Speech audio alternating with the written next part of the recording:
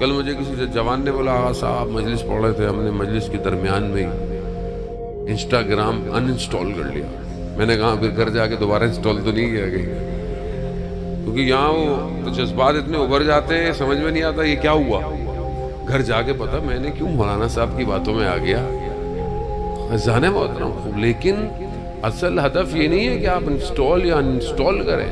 असल हदफ ये है कि अगर ये चीज आपको खुदा से दूर कर रही है तो इसे दूर कर दें। अगर ये चीज खुदा के करीब कर रही है, बिस्मिल्लाह।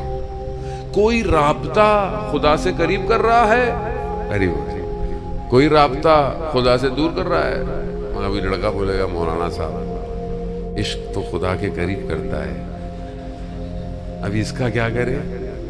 तो ये जो नाजायज इश्क है ये खुदा के करीब नहीं करता, ये शैतान का धोखा है।